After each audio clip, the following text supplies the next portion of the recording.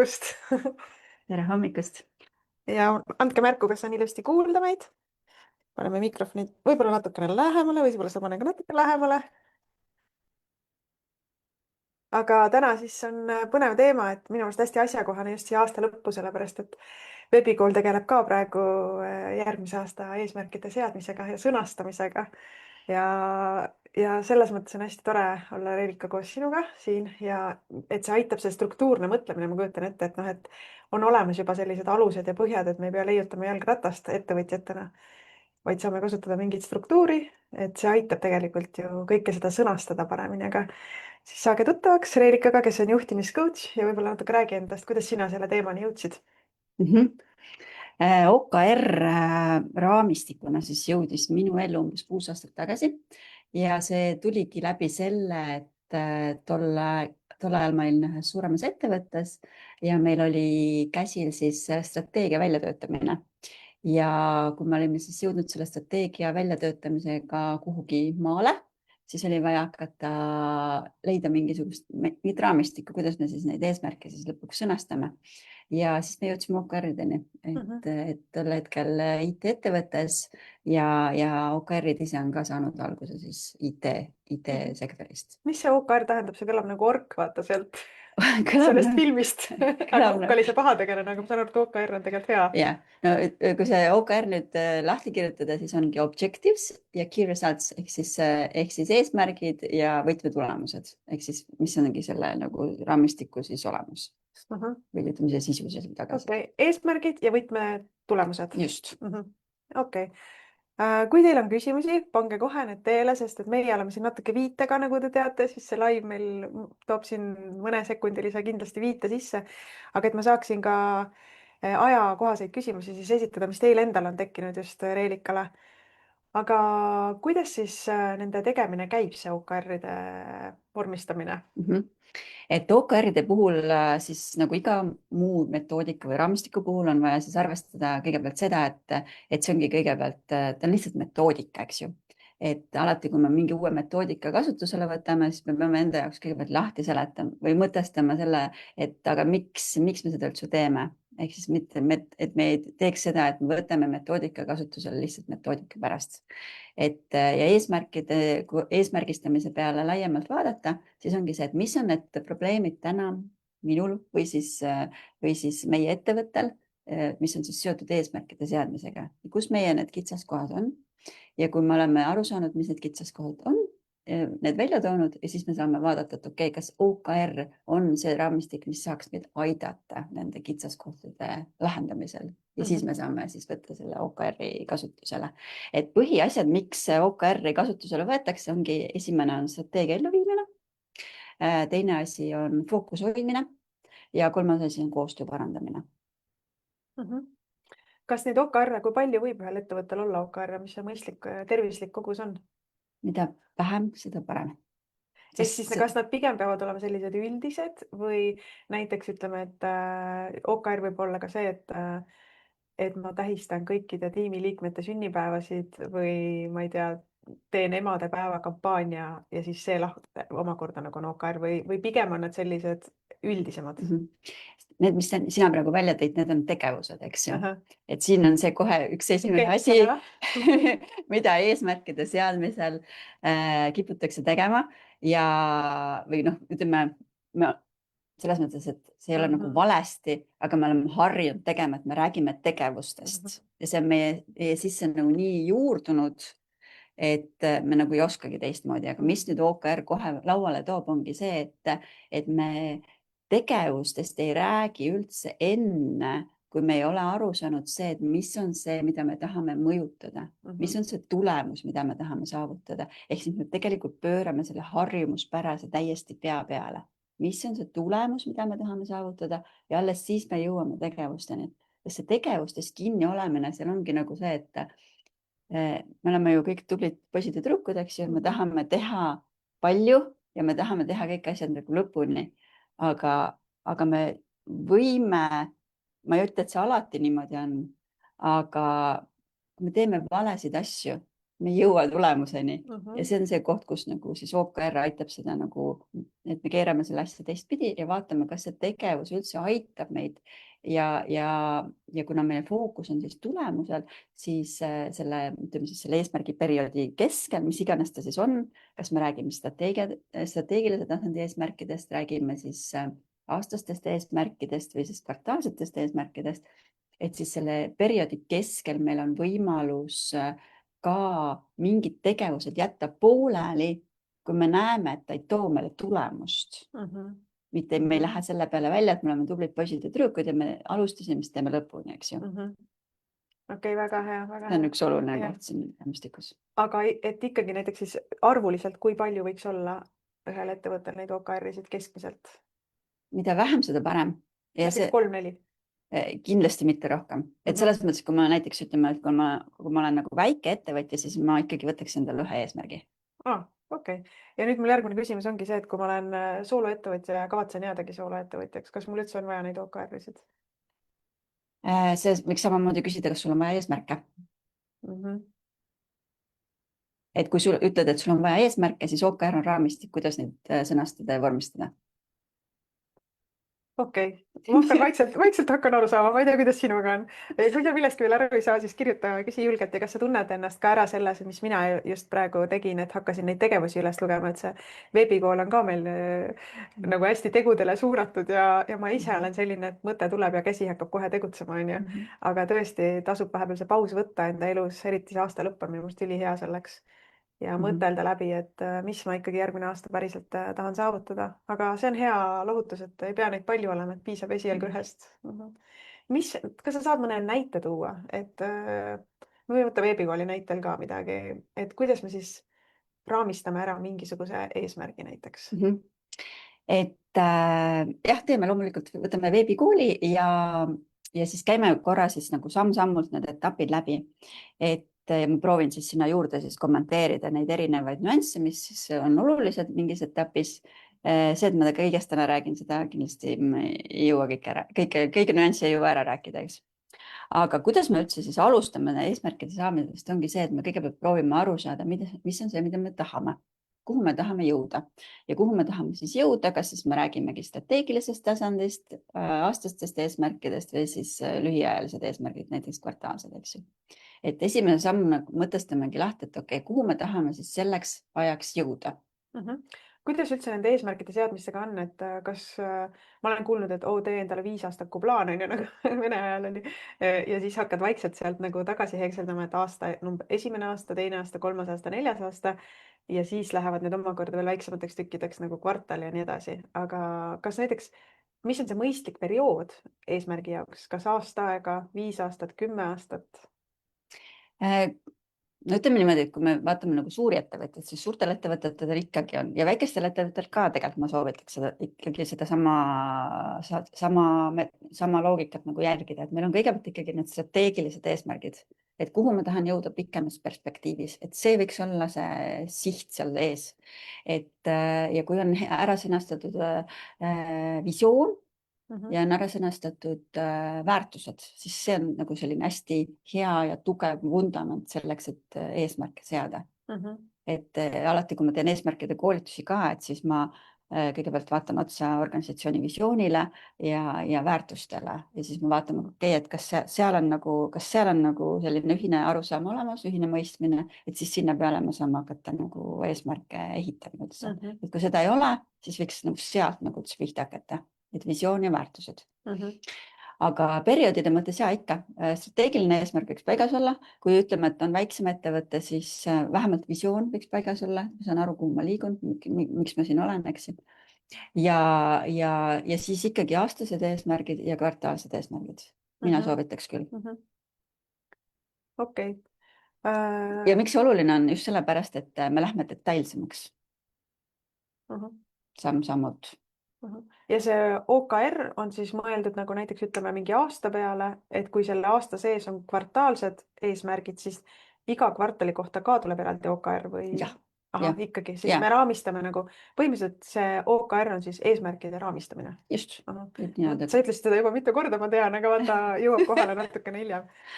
No nii, kas vaatame, kas teil on ka siin küsimusi? Kõik kuulavad ilusti. Noh, küsige.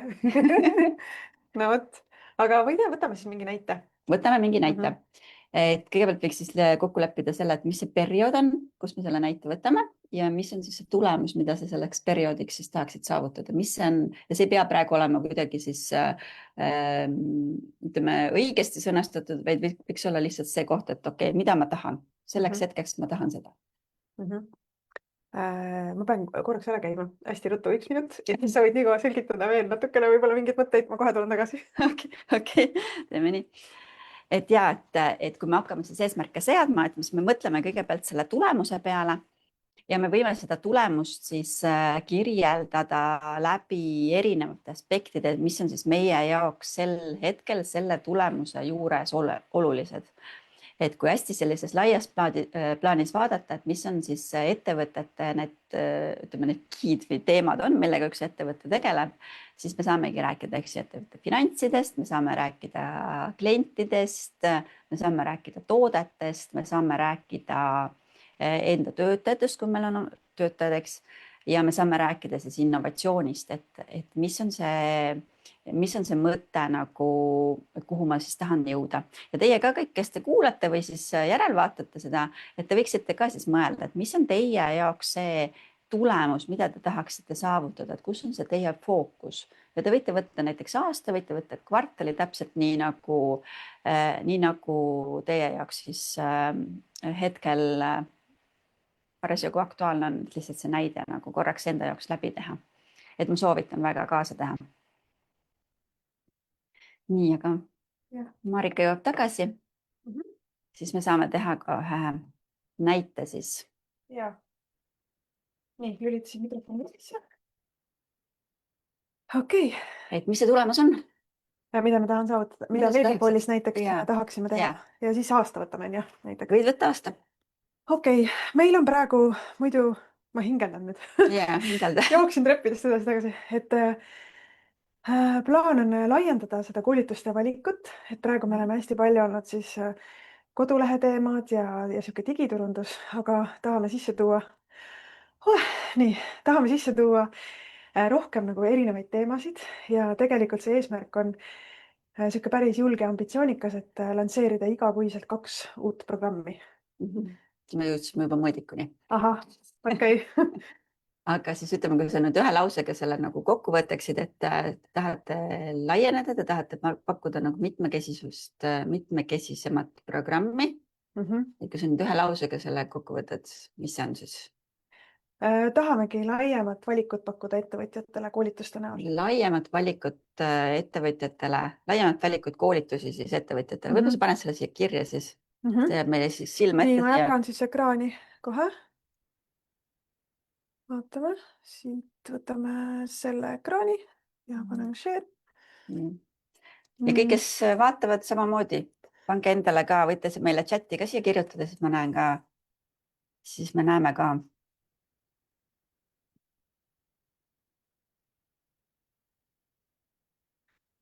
Ettevõtjatele. Ma panen praegu nii, aga ma saan aru, et tegelikult ma võin ju seda pärast sõnastada veel paremini, et minu töö hakkabki praegu. Loomulikult, jah.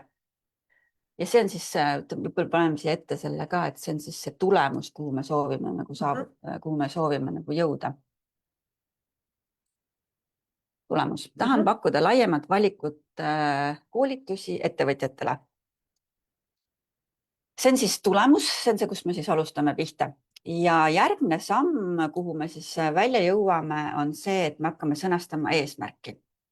Ja eesmärgi sõnastamise juures on see koht, et me kirjeldame ära muutuse. Eesmärk kirjeldab meile muutust, mis on teistmoodi võrreldes sellega, mis meil täna on. Aga kas see võib ollagi, et igakuiselt on lansseeritud 2 uut programmi? See on juba mõõdik. Ahah. Mis on muutunud? Ahah, no võt, palju asju. Kust otsast pihta hakata? Kui meil on ettevõttena rohkem, pakume laiemat valikat koolitusi, siis mis on meil teistmoodi? Siis on meil rohkem koolitusi, erinevaid näiteks. aga noh, meil on tegelikult ka ju teada enam-vähem, mis koolitused me plaanime, meil on niisugune väike kondikama paigas juba, aga jah, et kui näiteks praegu ma nagu kõrvalt vaatan seda, siis mis mõtted mul kohe tekivad, on see, et kui me räägime laiemast valikust, et kas me tahame siis näiteks suurendada siis kas teema võib-olla õige sõnaga. teemade valikut ja. teemade valikut, me tahame suurendada koolituste arvu, eks ju, et mis on see, mida me tahame nagu jah, mis meil on siis teistmoodi.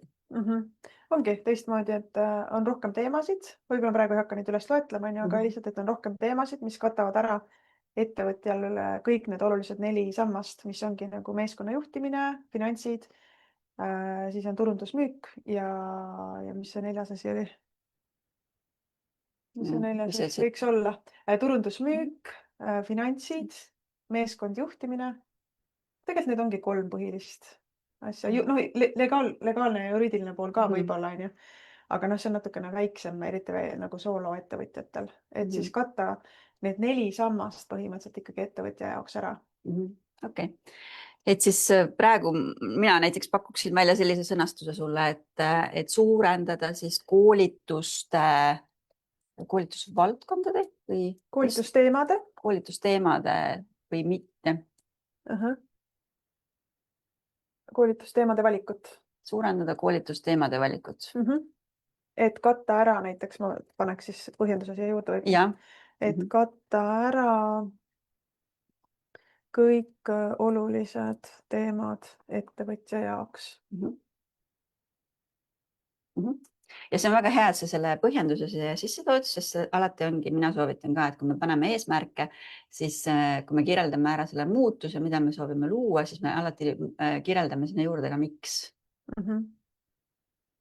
Eks ju? Ja, et miks me teeme? Et meil tekib see seos, et kui me vaatame seda eesmärki, siis meil on kohe see seos silme ees, me teeme seda sellepärast, et. Ja täpselt. Ma arvan üldse, et seda miksi on nagu väga hädasti vaja, et lapsed koolis ka ei õpi sellepärast, et vahepeal nad ei saa aru, miks nad seda teevad, et meil on seda miksi vaja. Ja just. Ja siis, kui näiteks, kui tuleb meeskonda uus inimene, siis tema ka vaatab neid, loeb neid eesmärke, saab aru kohe, okei, seda teeme selleks, seda teeme selleks, seda teeme selleks. Et see ei ole nagu, enam ei teki seda küsimust, et miks me seda teeme. Et see on selline hästi oluline koht välja tuua, see sõnastus. Nii, võite, kas keegi lisaks ka enesejuhtimise. Väga hea. Ja minu jaoks läheb see sinna meeskond ja juhtimine lähebki sinna alla. Läheb, jah. Just. Aga väga oluline asi, sest et ettevõte ei kasva, kui ettevõtte juht ei kasva. Täpselt. Ja kui on tiimid, eks ju, siis samamoodi tiimid ka ei kasva, kui ettevõtte juht. Ei, tiimid ei kasva, kui tiimiliikmed ei kasva. Ja, täpselt. Et niipidi ka. Ja mis siin võib-olla selle eesmärgi juures veel ära rääkida, on see, et me kipume. Ma natuke panen sul mikrofoni paremini vahepeal. Et me kipume rääkima eesmärkidest, me viime hästi palju fookuse sellele, et mida me tahame saada. Eks ju, aga alati igal eesmärgil on see teine pool ka, kes me oleme. Et selle samas enesejuhtimise näitaja jätkuks, et tegelikult on oluline see, et kes meie tiimina oleme. Kes on see tiim, kes on selle eesmärgi saavutanud? Mida see tiim teeb teistmoodi? Mis on need mõttemustrid seal taga, mis meil on vaja ära murda selleks, et saavutada seda teistsugust tulemust? Täiega. Et sa võid seada igasuguseid uhkeid eesmärke endale, aga kui sa ise ei ole valmis nagu muutuma, sest iga uus asi nõuab ju muutumist, et siis lihtsalt sa ei saa seda ellu viia lihtsalt. Just, et see suurelt mõtlemine on selle hästi oluline selle juures. Nii, vaatame korra, kuidas meil selle ajaga on. Aeg pressib peale. Nii, järgmine samm, mida me siis teeme, on, kui meil see eesmärk on paigas, praegu on ta meil täpselt sellisel kujul, nagu ta on, et me need sõnastusi tuunima ei hakka hetkel. Aga järgmine samm on siis võtmetulemuste sõnastamine ja võtmetulemustega nüüd tulevad erinevad ohukohad. Et väga tihti, mida ma ikkagi näen, on see, et võtmetulemuste ütleb selgelt ära, et meil on tegemist tulemusega, eks ju, aga mis kipuvad olema nimekirjad, mida me teeme. Ja see on nüüd hästi oluline koht, kui ma OKR rakendan, et siis ma vaatan, et minu võtmetulemused oleks päriselt tulemused, mitte nad ei oleks tegevused. ja kuidas me saame siis seda silmas pidada või mida seal on oluline järgida, ongi see, et me siinkohal hakkame nüüd välja tooma neid konkreetseid näitajaid, mis kirjeldavad meile seda tulevikuolukorda, seda eesmärki. Et kui meie puhul on siis, et suurendada koolitusteemade valikut, et katta ära kõik olulised teemad ettevõtte jaoks, siis mis on need erinevad näitajad, mis meile kirjeldavad seda tulemust. Ja võtmetulemuste puhul on siis see, et me paneme iga eesmärgi kohta 3–5 võtmetulemust. Ehk siis kunagi ei ole ainult üks võtmetulemus. Võiks olla vähemalt 3 võtmetulemust erinevate nurkade alt, mis meile seda eesmärki kirjeldavad. Okei. Siis ma praegu jäingi mõtlema, et kas näiteks, et me lansseerime igakuiselt 2 uut õpiprogrammi, kas see on tegevus või see ongi nüüd tulemus siis, mis see on? Kuna seal sees on number, siis me võime seda tõlgendada tulemusena, et 2 igakuiselt 2 programmi. Nüüd on küsimus eraldi see, et kuidas me selle siis kirja paneme. Et kui me numbreid loeme, et kas selle konteksti puhul on meie jaoks siis oluline see, et me viime läbi neid koolitusprogramme iga kuu 2 tükki või on meie jaoks oluline see, et kui me näiteks teeme aastas kokku 24 koolitusprogrammi, ehk siis siinkohal me vaatame seda perioodi siis alati. Ma ei tea, kas sa, Marika, kuulsid, mida ma vahepeal rääkisin? Aga ühesõnaga see perioodi kohta, et kas meil on oluline see, et me teeme alati iga kuu 2 programmi või meie jaoks on oluline see, et aasta jooksul saaksid need 24 programmi tehtud, kui me räägime praegu aastastest eesmärkidest. Iga kuu siis näiteks, jah. Iga kuu, et kui näiteks mõni kuu jääb 2 programmi tegemata. Tegelikult aasta, õige. Jah, et siis on eks ju aasta, et me seame eesmärgi selleks, et meil on 24 koolitust aasta jooksul. Palju teil täna, ütleme siis eelmine aasta neid koolitusi või ütleme see aasta, sest neid koolitusi oli? Meil oli väiksemaid koolitusi ka, aga kui ma mõtlen praegu nagu õpiprogrammide osas, siis oli tegelikult kuskil võib-olla 7. Miks ma seda küsin? Jällegi üks asi, mis võtmetulemuse puhul on hästi oluline, et me paneme alati kirja selle algtaseme. Et kui me räägime aastatest eesmärkidest, siis mis oli eelmine aasta ja mis on nüüd see aasta, mis me soovime saavutada. Ehk siis selle võikski selle kirja panna, et suurendada või tähendab, viime läbi. Ei pane ikkagi, suurendame õpiprogrammide arvu 7-lt 24-ni. Okei, no tegelikult nüüd tekivad mingid nüansid siin, aga las need numbrid praegu jäävad. Sellepärast, et meil on osad programmid on korduvad, aga paneme siis niimoodi lihtsalt numbrid, et näitlikustada. Suurendada õpiprogrammide arvu 7-lt 24. 7-lt 24-ni. Just. Siis võib-olla 7. Ehk siis võtmetulemuse puhul alati on oluline, et meil on sees number. Ja see numbri sissepanemine juba aitab meil vältida seda, et me ei paneks sinna tegevusi. Ma panen siia ette ka, et nüüd see suurendame koolitusteemade valikut, see oli siis tulemus, mida me tahame saavutada. See on eesmärk. Tulemus on meil siin üleval. Tulemus tähendab, vaid see on eesmärk. Eesmärk ja see on... Ja see on siis võtmetulemus. Võtmetulemus. Võtmetulemus 1 on, jah? Jah. Nagu sa ütlesid, igal eesmärgil võiks olla neid võiks olla vähemalt 3 võtmetulemust. Aga võib-olla enne, kui me vaatame, kuidas me ajaliselt jõuame, aga mida ma tahaksin siin võtmetulemuste juures ära rääkida, on see oluline koht, miks nüüd üldse OKR-id nagu loodi. Et OKR-ides algne mõte oli siis see, et me seaksime ambitsioonikaid eesmärke. Ehk siis mõte on selles, et me teeksime natukene rohkem, me pingutaksime natukene rohkem, kui me arvame, et me suudame ära teha. Ja seal on siis erinevad hindamismetoodikad. Tänaseks on neid loodud 3 erinevat metoodikat, kuidas siis neid tõenäosusi siis seada. Aga põhimõte on seal taga siis see, et me ei sea kunagi ühtegi sellist eesmärki, millest me oleme 100% kindlad. Ehk siis me võtame alati natukene suurema eesmärgi.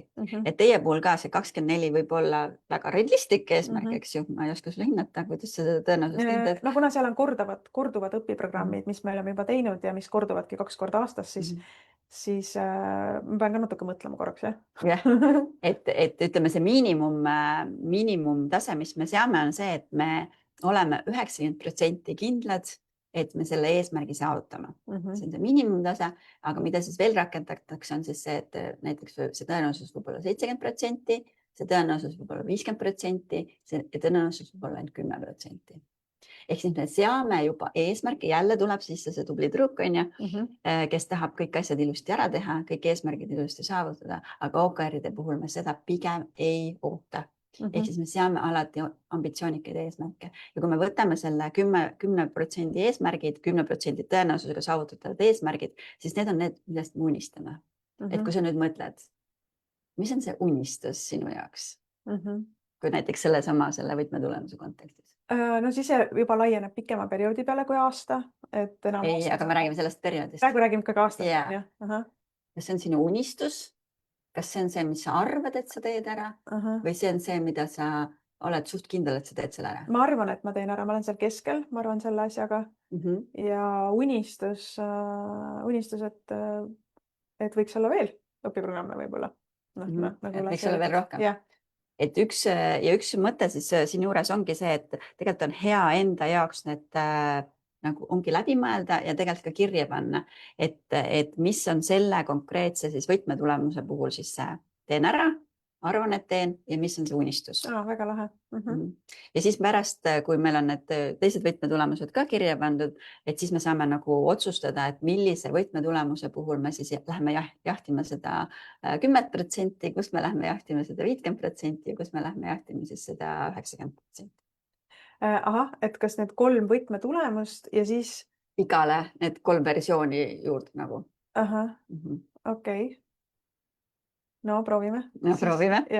Nii, aga paneme siis võib-olla sa paned siis kirja need, mis see võiks olla see võtmetulemus 2 või? Mis võiks olla, pane kõigepealt just, et mis on see 10%, mis on see 50% ja mis on see 90% siis.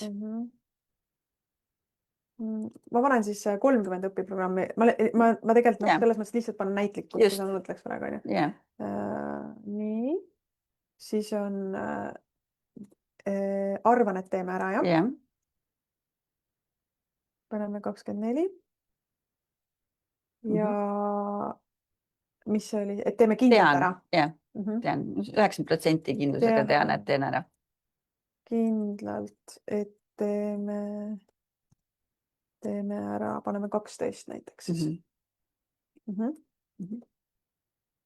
Ja pärast siis, kui periood on läbi, eks ju, ja ütleme jooksvalt ka, eks ju, alati on oluline see, et me ei kirjuta eesmärke sahtlisse, vaid me ikkagi perioodiliselt vaatame üle, et aastaseid eesmärke võiks, ütleme korra kvartalis võiks ikkagi otsa vaadata, et kus kohas me oleme, et seda enam, kui me oleme seadnud veel kvartaalsed eesmärgid, mida me siis näiteks iga 2 nädala tagant monitoorime, et kuidas meil läheb. Ja siis me saamegi vaadata, et me näiteks otsustasime, et me valime selle võtmetulemuse puhul selle teise tulemuse, et ma arvan, et me teeme selle ära ja siis me saame vaadata, kuidas meil sellega läheb.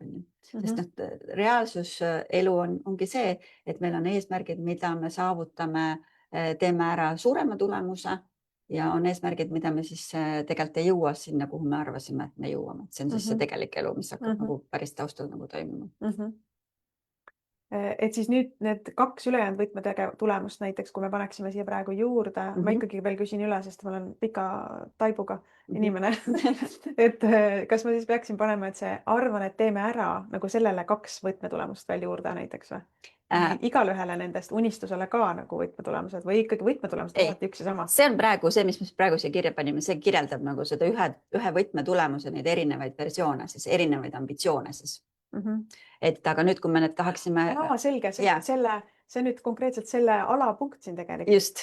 Selge, okei. Ja sa võid sinna mingi bulletid ette panna.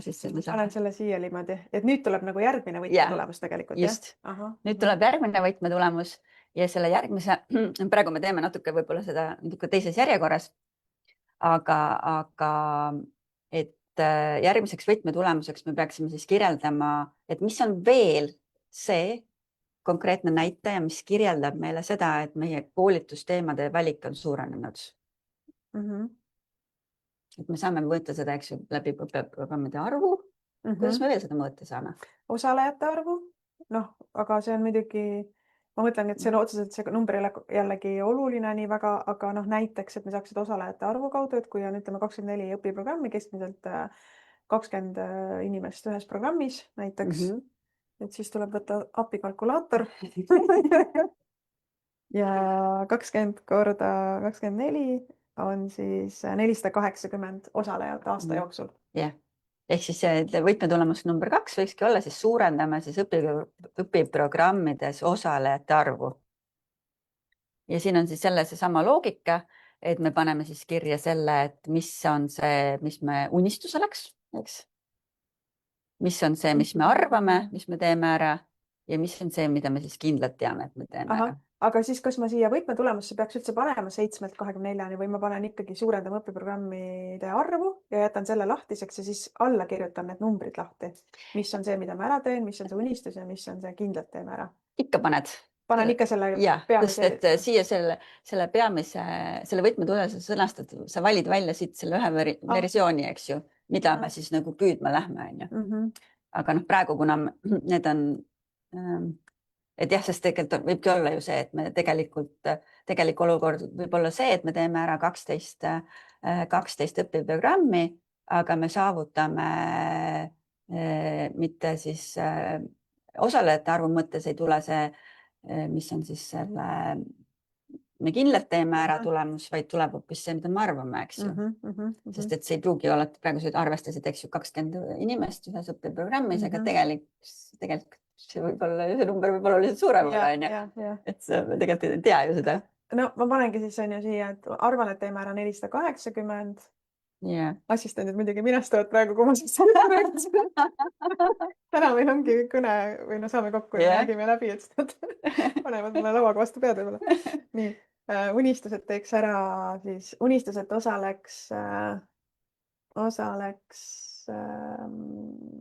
paneme siis suvaliselt praegu 520 on ju ja tean kindlalt, et teeme ära, paneme näiteks 320. Jah. Okei. No täitsa tehtav.